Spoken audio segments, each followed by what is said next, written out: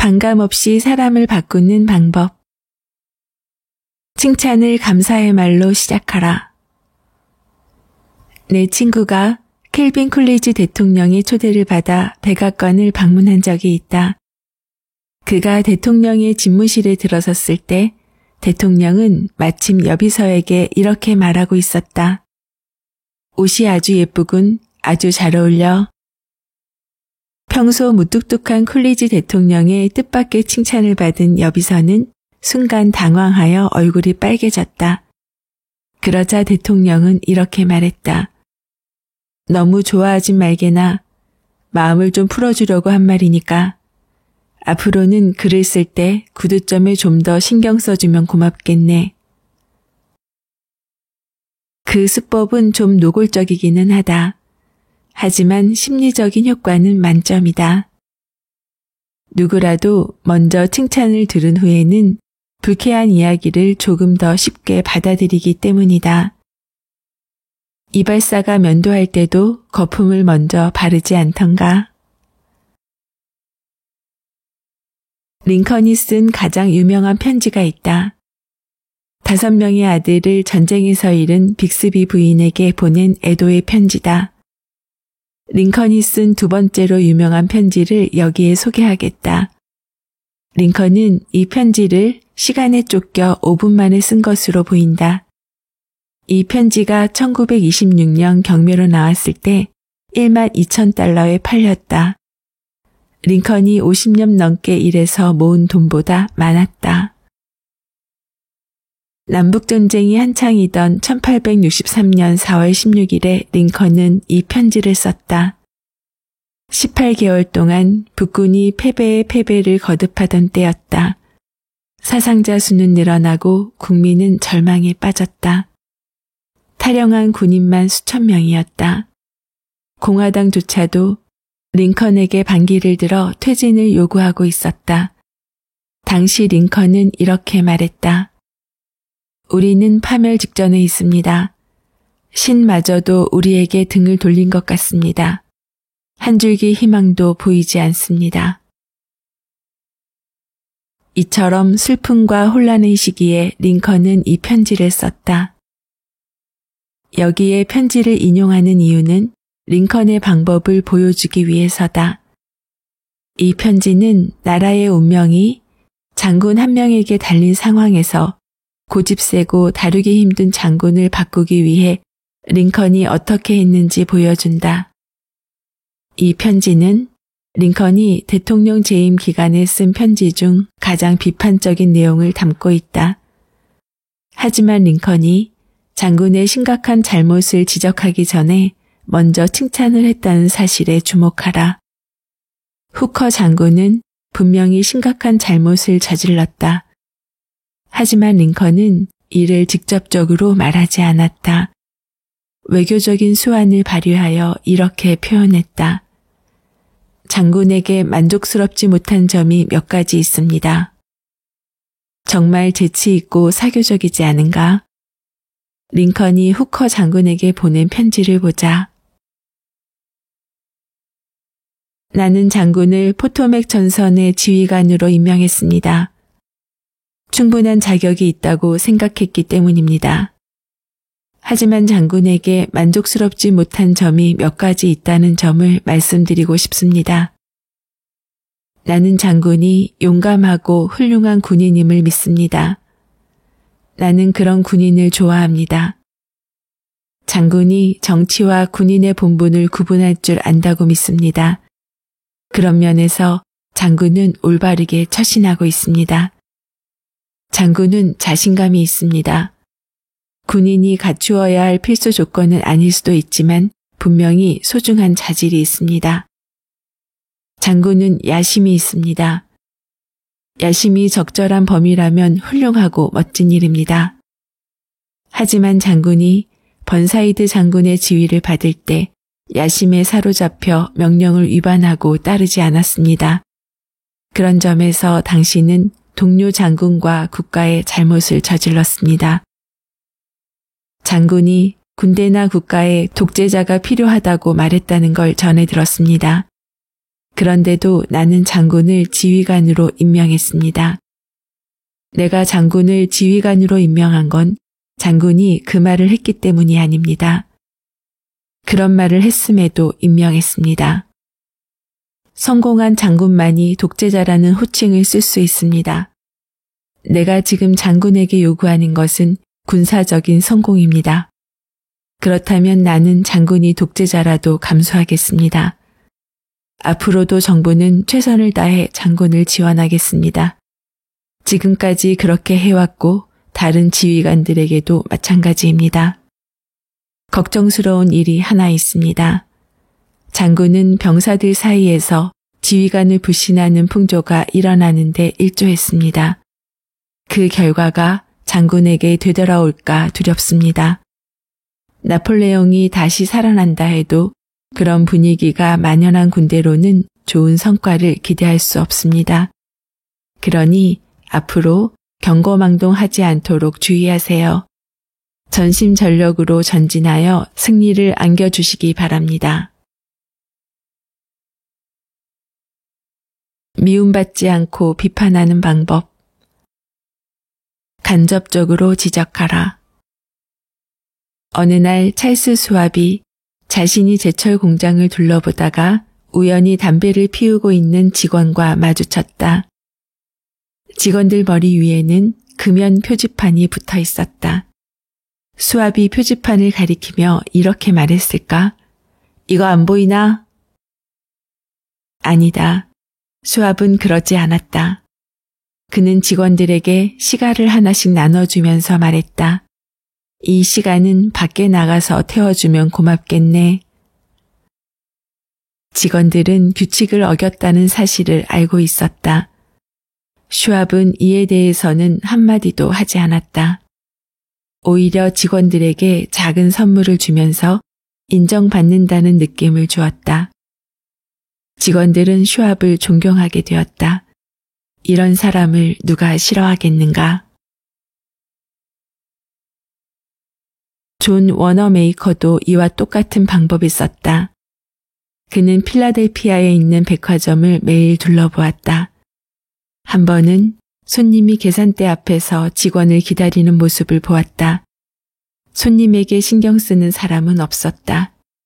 직원들은 한쪽에 모여 웃고 떠드느라 손님이 있는 줄도 몰랐다. 그는 아무 말도 하지 않았다. 슬며시 계산대로 들어가 직접 계산했다. 그리고 직원들에게 물건을 건네주며 포장하라고 말하고는 자리를 떠났다. 내 잘못을 먼저 이야기하라. 내 조카 조세핀이 부모 곁을 떠나 뉴욕으로 왔다. 조세핀은 내 비서로 일하기로 했다. 그녀는 이제 겨우 19살이고 업무 경험이 거의 없었다. 나중에는 유능하고 완벽한 비서가 되었지만 처음 한동안은 실수만 저질렀다. 어느 날 나는 화가 나서 조세핀을 야단치려고 벌떡 일어났다. 하지만 곧바로 마음을 가라앉혔다. 잠깐만, 데일 카네기. 너는 조세핀보다 2배나 더 살았고 업무 경험도 훨씬 더 많아. 그런데 어떻게 조세핀에게 너와 같은 능력을 기대할 수 있지? 따지고 보면 너도 대단한 게 없잖아. 너는 19살 때 뭘 했는데? 네가 했던 바보 같은 실수들 기억나? 온통 실수투성이었잖아. 이렇게 솔직하고 공정하게 생각해보고 알았다.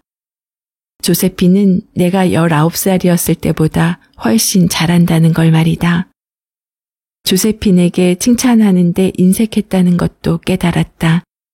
그때부터 조세핀의 실수를 지적하고 싶을 때 나는 이렇게 말을 꺼냈다. 조세핀, 실수를 저질렀구나. 내가 예전에 저지른 실수에 비하면 아무것도 아니지만 말이야. 처음부터 완벽한 사람은 없단다. 판단력은 경험을 통해서만 얻어지거든. 내가 19살이었을 때보다 지금 네가 훨씬 더 잘하는 편이야. 그래서 너에게 잔소리하는 게 미안하단다. 하지만 이건 이렇게 하는 편이 더 좋지 않을까? 만약 다른 사람의 잘못을 지적해야 한다면 나도 부족한 점이 많지만 이라고 인정하고 시작해라. 상대방도 받아들이기 쉬울 것이다. 사람들을 성공으로 이끄는 방법. 피트 발로는 서커스단에서 개와 조랑말 쇼를 한다.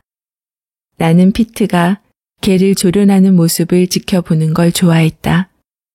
피트는 개가 조금만 잘해도 크게 칭찬하면서 쓰다듬고 먹이를 주었다. 새로운 일은 아니다. 오래전부터 동물을 조련할 때 사용하던 방법이다.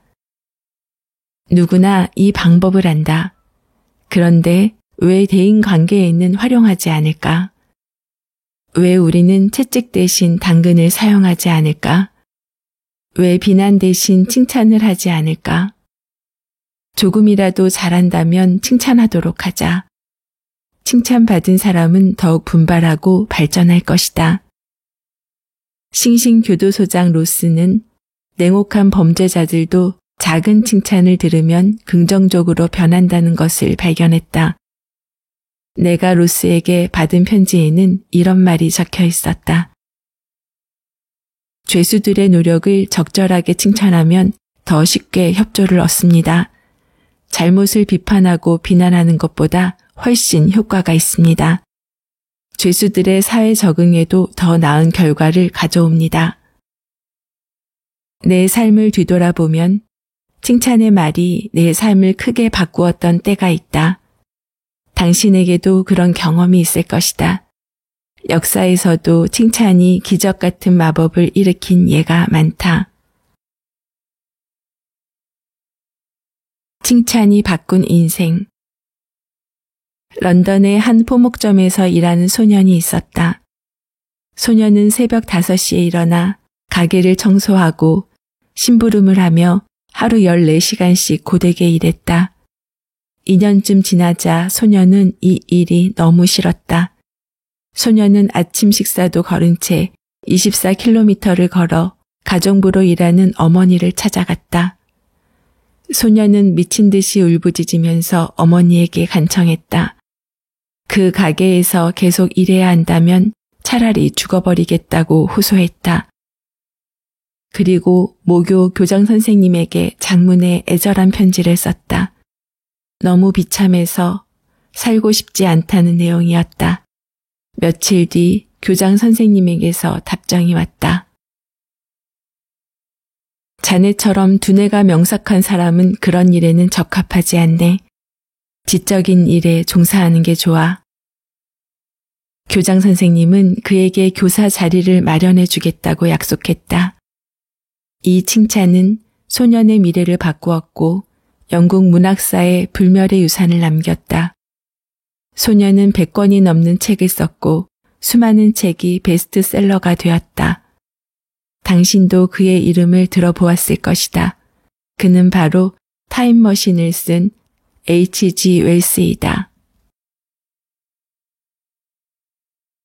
사람을 변화시키는 일은 가능할까? 충분히 가능하다. 상대를 격려하여 숨은 재능을 일깨운다면 우리는 그 사람을 변화시킬 수 있다. 심지어 완전히 다른 사람으로 바꿀 수도 있다.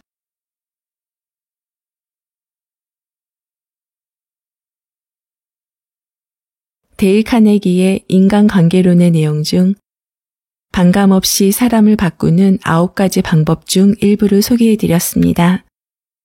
반감없이 사람을 바꾸는 9가지 방법은 1. 칭찬과 감사의 말로 시작하라.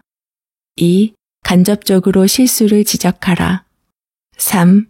상대를 비판하기 전에 자신의 잘못을 먼저 이야기하라. 4. 직접적으로 명령하지 말고 질문하라.